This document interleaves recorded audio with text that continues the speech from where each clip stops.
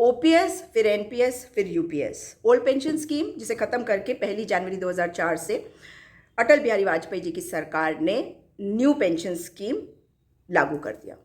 20 साल 8 महीने हो चुके, उससे कुछ ज़्यादा ही।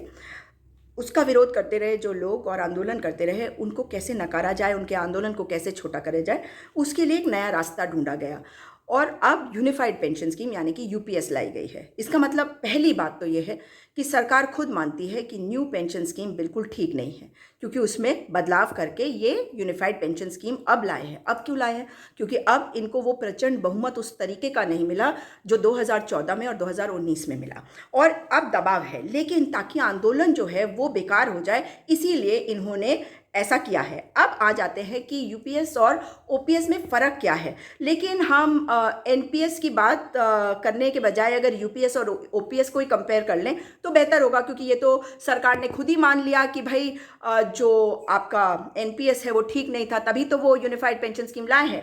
लेकिन यूनिफाइड पेंशन स्कीम में जो पेंशन की कैलकुलेशन है वो किस प्रकार से होती है, ये बहुत ज़रूरी है समझना। जो अश्योर्ड पेंशन का जो बदलाव है उसमें उसका आधार क्या है। दोनों ही अश्योर्ड पेंशन्स हैं जो सरकारी कर्मचारियों को मिलते हैं। अब ये कह रहे हैं 90 लाख लोगों को फ़ायदा होगा अगर जो आपके जो सरकारी कर्मचारी जो हैं केंद्र के हैं, और अगर राज्य सरकार भी लागू करे उन्हें भी फ़ायदा होगा। खैर, तो इन दोनों में फ़र्क ये है कि जो पुरानी पेंशन स्कीम थी उसमें अश्योर्ड पेंशन जो था वो 50% आपकी आखिरी ड्रॉन सैलरी थी, यानी कि जो बेसिक सैलरी आपको आखिरी महीने मिलती थी आपके रिटायरमेंट के पहले, उसका 50% प्लस डीए।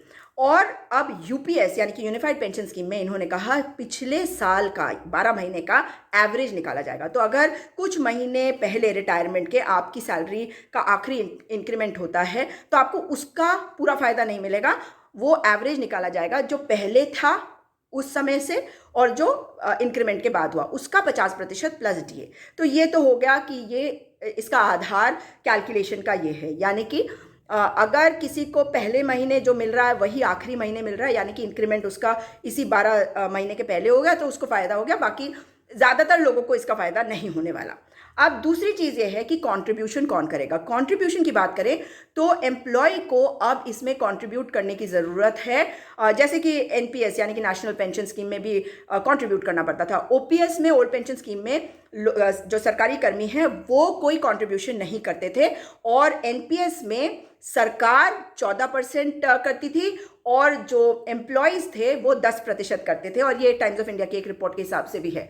और अब वो कह रहे हैं कि एनपीएस में 14% सरकार करती थी, अब हम 18.5% करेंगे, यानी कि दबाव है, समझ गए हैं कि कुछ बदलाव हमें दिखाना पड़ेगा। तो 18.5% करने की बात करी गई है कॉन्ट्रीब्यूट सरकार की तरफ से, 10% कर्मचारी की तरफ से। टैक्स बेनिफिट में जो ओपीएस है उसमें तो लागू ही नहीं था, क्योंकि उसमें तो कर्मचारी जो है वो तो कोई कंट्रीब्यूशन करता ही नहीं था। लेकिन अब जो है एनपीएस, उसमें 14% का डिडक्शन पुराने और नए टैक्स रिजीम में सरकारी कर्मचारियों को अवेलेबल है। अब इसमें यह क्लैरिटी नहीं है कि ये कितना होगा, और क्या ये सरकार के द्वारा कंट्रीब्यूशन जो किया जा रहा है उस पे भी होगा या मात्र उस पे होगा जो कर्मचारी, सरकारी कर्मचारी कंट्रीब्यूट कर रहा है। लेकिन अगर हम बात करते हैं पेंशन की, तो पेंशन के बारे में एक चीज़ ज़रूरी है समझना कि इसकी व्याख्या हमारे न्यायालयों ने कैसे करा है कि ये अवैतनिक या विलंबित वेतन के रूप में इसको डिफाइन करा गया है। इसका मतलब है कि अनपेड या डिलेड वेजेस के रूप में इसको डिफाइन किया गया है।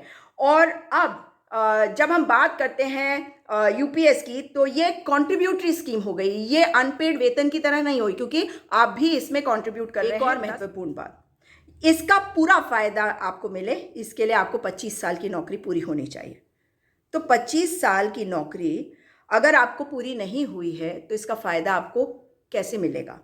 और वो आप कहेंगे जी आपने नौकरी करी और 25 साल कैसे पूरे नहीं करे, तो वो भी बताती हूँ। कई राज्यों में जो एज लिमिट है आप जानते हैं कि थोड़ा ज़्यादा कर दिया जाता है ताकि जो हमारे ओबीसी, एससी, एसटी हैं उनको इसका लाभ मिल सके, क्योंकि उनके सर्कमस्टांसेस ऐसे होते हैं कि वो पढ़ाई ठीक से नहीं कर सकते, उनकी प्रिपरेशन थोड़ी मुश्किल होती है, उनको मार्क्स में भी थोड़ा सा लीवे मिलता है। तो अगर किसी को नौकरी की लिमिट ही 40 साल है तो 40 प्लस 25 साल लगा लीजिए, क्या 65 साल 60 साल तक तो रिटायरमेंट ही हो जाएगी ना। तो अगर रिटायरमेंट 60 साल में हो जाएगी तो उनको ये फ़ायदा नहीं मिलेगा। तो देखिए, ये चालाकी जो है ये सरकार ने करी है। सरकार ने ये बात तो मान ली कि एनपीएस स्कीम इनकी ठीक नहीं थी, इसलिए उसको उन्होंने पीछे ले लिया। लेकिन ओपीएस के लिए, ओपीएस की मांग करने वाले लोग आज जो आंदोलन कर रहे हैं पिछले इतने समय से, उनके आंदोलन को नकारने का भी एक ये तरीका है कि हम एनपीएस हटा दे रहे हैं क्योंकि आप उससे खुश नहीं हैं, इसलिए हम यूनिफाइड पेंशन स्कीम लेके आए हैं।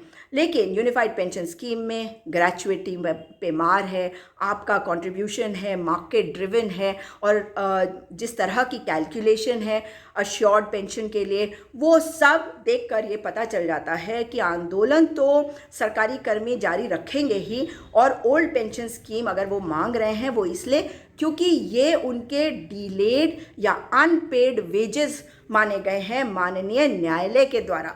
और इसलिए अगर न्यायालय ये कह चुका है तो आप जो आज लेके आए हैं तो वो तो पूरी तरह से वैसे भी न्यायालय के आदेशों के विरुद्ध है। तो इसको हम संवैधानिक कैसे मान ले, ये सरकार को बताना चाहिए।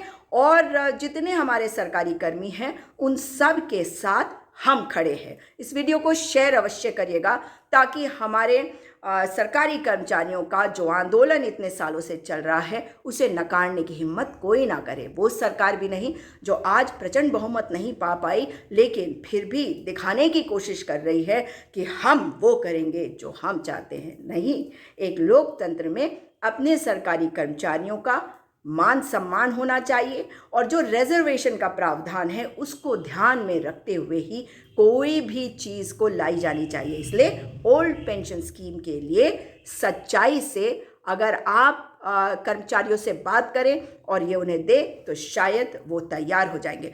भारतीय मजदूर संघ के बारे में मत बात करिएगा क्योंकि दरअसल वो तो भाजपा का, आरएसएस का मजदूरों के लिए बनाया हुआ एक अंग है। फिर कहते हैं कि आरएसएस भाजपा का एक सांस्कृतिक विंग है। नहीं, इनके कई विंग्स हैं और हर विंग पॉलिटिक्स ही करता है, लोगों को गुमराह करने के लिए हर जगह पहुंच भी जाता है। सावधान रहिए और हम आपके साथ हैं।